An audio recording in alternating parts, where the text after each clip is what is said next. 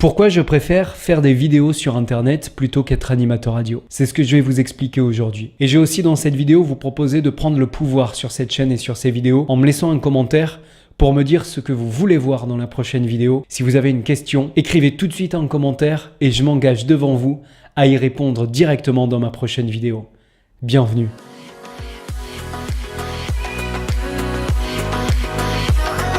Depuis que je suis enfant, depuis toujours en fait, je veux faire de la radio.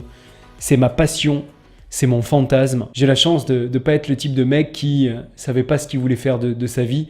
Je me rappelle même aux conseillers d'orientation au collège, je leur disais déjà que je voulais faire de la radio. Et il se trouve que ce rêve, depuis 2011, il est devenu réalité vu que j'en ai fait mon métier. J'ai animé pendant 7 ans les matinales d'une radio et encore aujourd'hui, je travaille en radio et je suis notamment responsable de la programmation musicale d'une radio. Le fantasme est devenu réalité et j'ai vu ce que c'était vraiment. Et surtout, j'ai réalisé quelque chose. Quand tu es animateur radio, au final, tu n'es que la voix d'eux. C'est-à-dire, tu es la voix de la radio pour laquelle tu travailles. Tu as un directeur d'antenne au-dessus, tu as un directeur de radio, un PDG, bref. Et surtout, tu es là pour vendre la radio. Si vous écoutez la radio en journée, vous voyez que les animateurs en journée qui parlent entre les musiques, ils vont vendre la matinale, ils vont vendre le morning de l'émission du matin, ou ils vont vendre la libre antenne du soir et tous les programmes de la radio. Il y a des jeux à gagner, il faut faire ça, il faut participer. Et du coup, au final, l'animateur radio, à aucun moment, il exprime son opinion, il exprime son avis.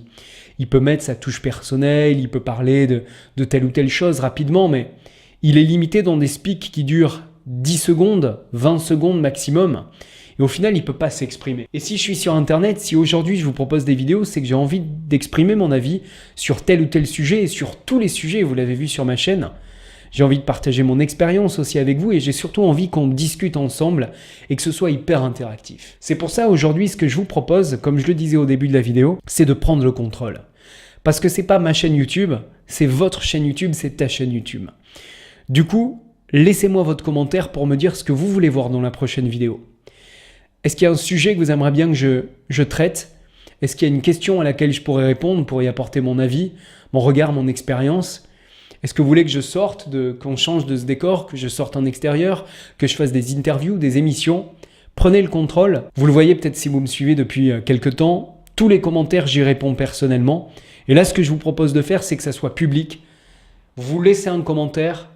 Je vous garantis que dans la prochaine vidéo, vous allez le voir. Et je vais vous répondre directement en vidéo. Voilà ce que je vous propose aujourd'hui. C'est de décider de l'orientation de cette chaîne et de ces vidéos. Merci à toutes et à tous d'être chaque jour plus nombreux à regarder, liker, commenter mes vidéos, à vous abonner.